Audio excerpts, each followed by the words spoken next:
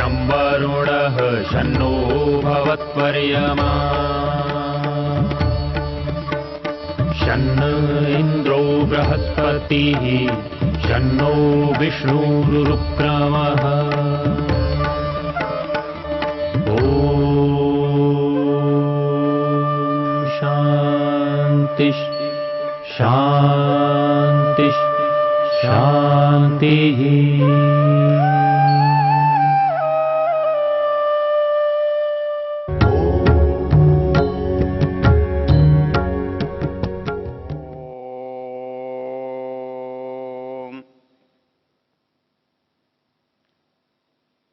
वेद हमारे लिए कैसे उपयोगी है, मार्गदर्शक है, इस पर हम चर्चा कर रहे हैं।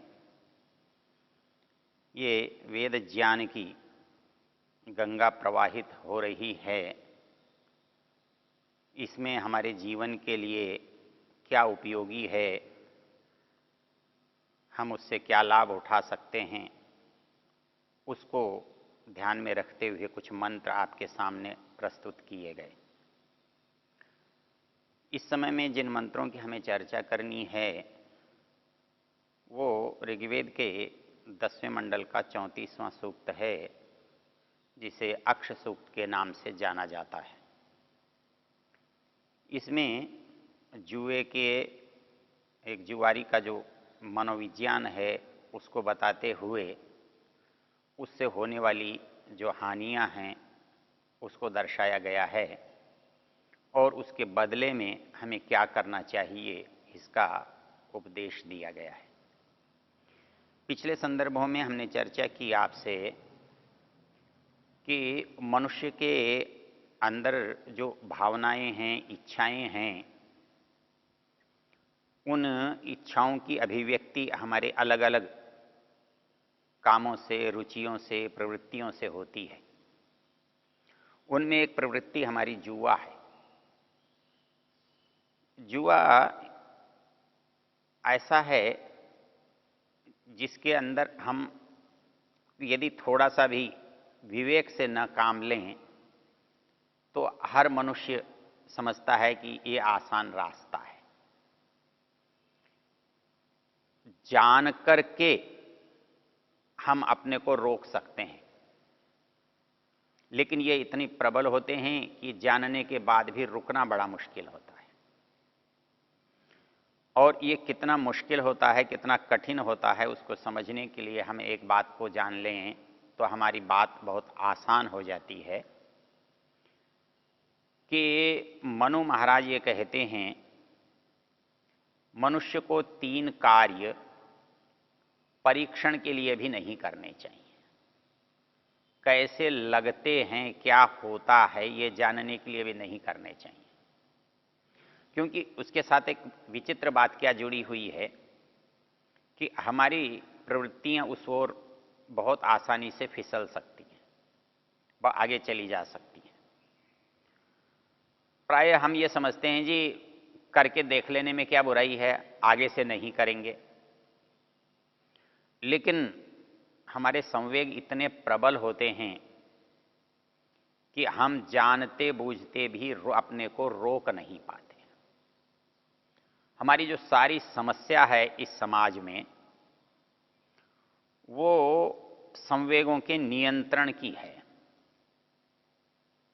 परमेश्वर ने तो वो संवेग हमको अच्छे रास्ते पर ले जाने के लिए बनाए हैं। हम जो वो बुराई में बदल जाते हैं तो काम, क्रोध, लोभ, मोह आदि उनका नाम हो जाता है, लेकिन इनका मूल रूप तो हमारे लिए उन्नति करने का, विस्तार करने का, ऐसा अच्छा करने का है। अब ईश्वर की व्यवस्था में, प्रकृति के नियमों में एक विशेषता है कि प्रकृति के नियम उनकी सफलता के लिए बहुत बलशाली होते हैं। मान लीजिए एक उदाहरण है, प्रकृति ये चाहती है कि उसके अंदर जो भी चीज बनी हुई है वो बनी रहे। इसलिए सारे प्रकृति के नियम केवल एक काम करते हैं कि जो चीज़ प्रकृति की बनी हुई है उसको बनाए रखने का निरंतर प्रवाह बना रहे। इसलिए वो नियम बहुत वेगवान होते हैं, शक्तिशाली होते हैं और विस्तृत होते हैं। उदाहरण के लिए प्रभु ये चाहता है, ईश्वर चाहता है, प्रकृति का एक नियम है कि हमारे अंदर जो वस्तु, जैसे मान लीजिए कि एक बड़ का पेड़ है, प्रकृति इसलिए यत्नशील रहती है कि वो पेड़ का जो अस्तित्व है संसार में सदा बना रहे। जब तक संसार है तब तक उसका अस्तित्व बना रहना चाहिए। तो प्रकृति ने ऐसी व्यवस्था की हुई है उसमें कि आप बहुत प्रयत्न करें तो भी कहीं न कहीं उसका अंश बचा रह जाए। उदाहरण है कि आप बड़ का पेड़ किससे बनाते हैं? बड़ का पेड़ बनाने के लिए एक बड़ के बीज की बहुत आवश्यकता है, और बड़ के या दूध के पेड़ों की सी तो एक और भी विशेषता है कि वो बिना बीज के केवल डाली से भी उग जाते हैं।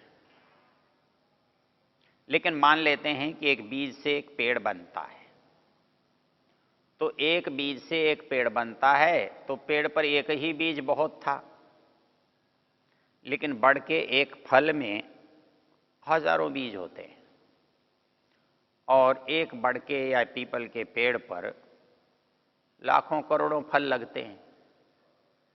और फिर वो फल एक बार नहीं लगते, प्रत्येक कहीं वर्ष में एक किसी पेड़ पर एक बार लगते हैं, किसी पर 2 बार लगते हैं। वो फल आते रहते हैं।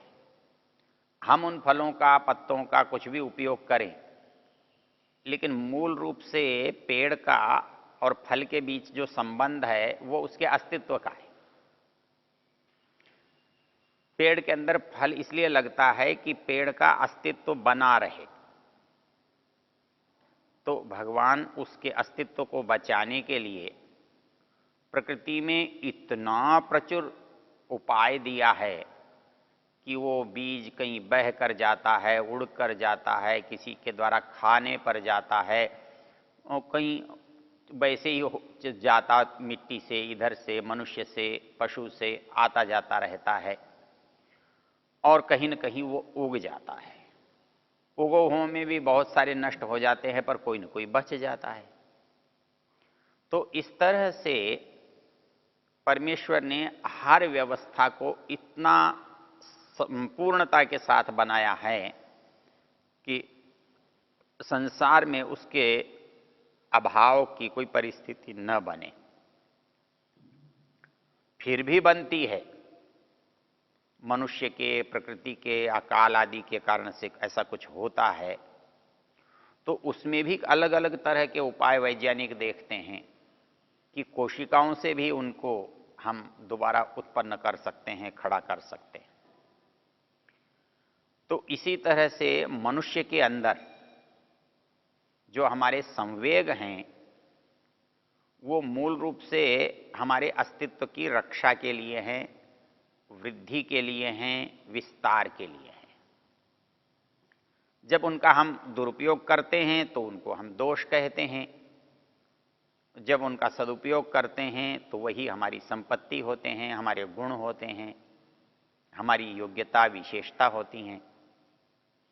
तो इस दृष्टि से हमारे अंदर जो संवेग प्रबल होकर काम करते हैं, उन संवेगों में लोभ है, काम है, तो ये इतने प्रबल होते हैं कि इन पर बहुत नियंत्रण करने पर भी नियंत्रित नहीं रहते। हमारे अंदर भगवान ने काम, जिसे आप सेक्स कहते हैं, उसको इसलिए स्थापित किया है कि हमारी अगली पीढ़ी का उससे निर्माण हो, और उसके लिए किसी भी प्राणी को, मनुष्य को इतना बाध्य किया हुआ है व्यवस्था से, नियम से, कि वो चाहे न चाहे, लेकिन ये श्रृंखला, ये कड़ी बनी रहनी चाहिए। मनुष्य ऐसा है जो समाज में इन संवेगों को पशुओं की तरह से काम में नहीं लेता। पशु अपने संवेगों को स्वतंत्र रूप से काम में लेते हैं और उनका नियंत्रण बलपूर्वक होता है।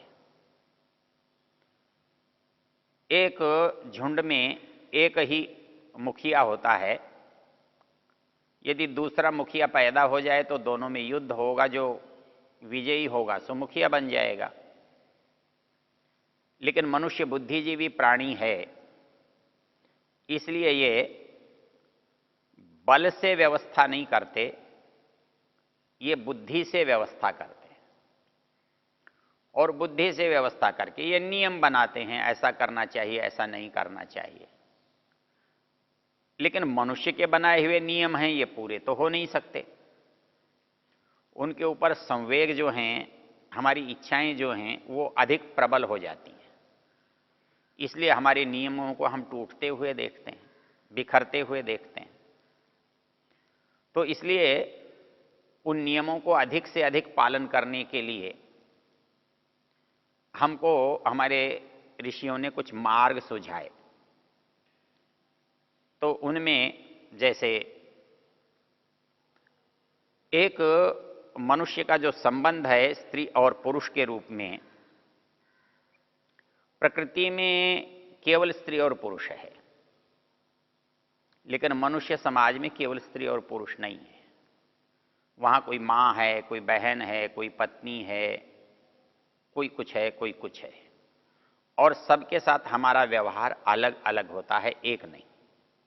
प्रकृति के हिसाब से तो एक ही होता है, दूसरा कोई व्यवहार होता ही नहीं है। लेकिन मनुष्य है, बुद्धिपूर्वक काम करता है, इसलिए इसका व्यवहार और पशुओं से भिन्न होता है। लेकिन संवेग कितने प्रबल होते हैं, इसके लिए मनु की एक पंक्ति हमारे याद करने लायक है। वो कहता है कि संवेग इतने प्रबल होते हैं कि आपके नियम धरे रह जाते हैं। उन्होंने एक नियम बनाया कि कोई भी युवा व्यक्ति जो है वो अपने महिला संबंधी के साथ एकांत में न रहे। क्यों? माँ है, पिता, बहन है, तो वो ये कहता है कि ना, वो ऐसा है कि ये बौद्धिक नियम हैं कि ये मेरे माँ है, ये मेरे भाई हैं, ये मेरे बहन हैं, ये मेरा कुछ और लगते हैं। ये बौद्धिक नियम प्रकृति के नियमों के आगे बौने सिद्ध हो जाते हैं। इसलिए उन नियमों के पालन करने के लिए जो सावधानियां रखी गई हैं, वो है ऐसा अवसर ही न आने दिया जाए कि संवेग हम पर हावी हो सके। इसलिए मनु ने एक पंक्ति लिखी है, मात्रा स्वस्रा दुहित्रा वा न ऋष्येत कथंचन बलवान इंद्रिय ग्रामो विद्वांसम अपिकर्षति। कहता है कि मात्रा स्वस्रा दुहित्रा, किसी मनुष्य को, किसी पुरुष को अपने माँ से, बहन से, बेटी से बहुत एकांत का सेवन नहीं करना चाहिए। क्यों? कहता है बलवान इंद्रिय ग्रामा, जो हमारी प्राकृतिक संवेग हैं वो बड़े बलवान होते हैं, वो हम पर हावी हो जाते हैं, हमारी व्यवस्थाएं धरी रह जाती हैं। विद्वांसम अपि कर्षति, बहुत बुद्धिमान, बहुत समझदार, बहुत ज्ञानी व्यक्ति है, लेकिन वो संवेगों के आगे विवश हो जाता है, पराजित हो जाता है। इसलिए हमारे नियमों को बताते हुए मनु कहते हैं कि 3 काम जीवन में परीक्षण के लिए भी नहीं करने चाहिए।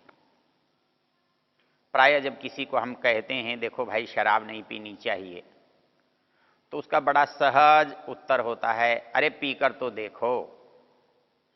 आपने पी ही नहीं है, आप इसको बुरा बता रहे हैं। हम उसको बुरा इसलिए नहीं बता रहे हैं कि हम पीकर देखेंगे तब बुरी सिद्ध होगी, लेकिन हम पीने वालों को देख रहे हैं, वो इसलिए बुरी सिद्ध हो रही है। जिन्होंने पी है उनको देख करके पता लगता है कि वो बुरी चीज है, इसलिए उसको बुरा बताया जाता है, बुरा माना जाता है, बुराई से रोका जाता है। इसी स्थिति में जुआ भी है। अर्थात जो तीन बातें हैं कि किसी भी महिला से संपर्क रखना, किसी भी परिस्थिति में शराब का सेवन करना और जुआ खेलकर देखने की इच्छा रखना। कहता है ये तीनों भावनाएं मन में हमारे यहां सदा घर किए रहती हैं, क्योंकि मनुष्य के साथ एक विचित्र परिस्थिति है।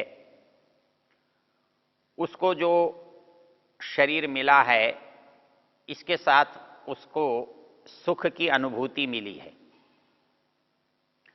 और वो सुख की अनुभूति वो इस शरीर से करता है, कर सकता है। वो इंद्रियों के माध्यम से सुख का अनुभव कर सकता है। अब वो सुख का अनुभव करना उसकी एक सहज स्वाभाविक इच्छा है और इसके लिए वो प्रयत्न करता है।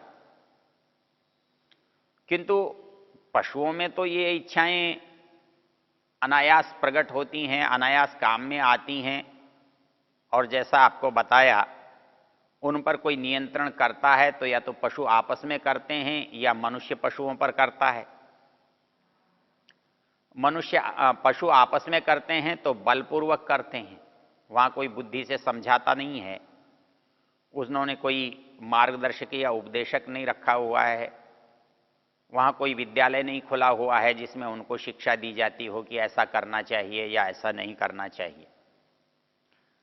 वो तो स्वाभाविक संयोगों से पीड़ित होकर के, बाधित होकर के उस कामों को करते हैं, और वो रुकते हैं तो असमर्थता से रुकते हैं, बाध्यता से, बल से रुकते हैं।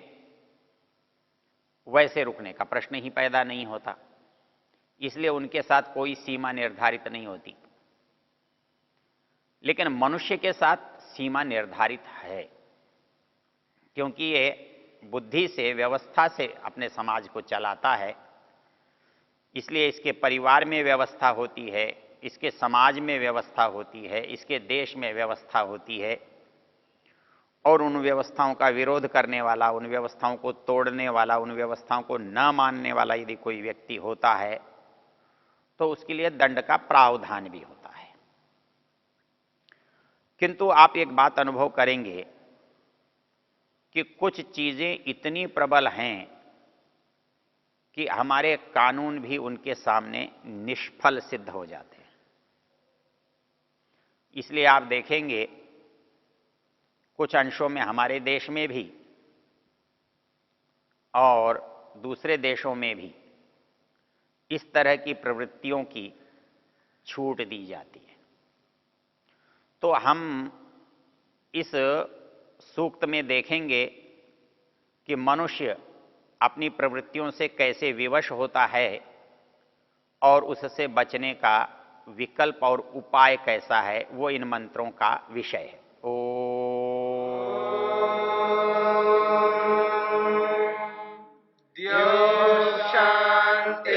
शांतिरंतरिक्षं शांतिर्पृथिवी शांतिरापः शांतिरोषधयः शांतिः वनस्पतयः शांतिर्विश्वे देवा शांतिर्ब्रह्म शांति सर्वं शांति शांतिरेव शांति क्षमा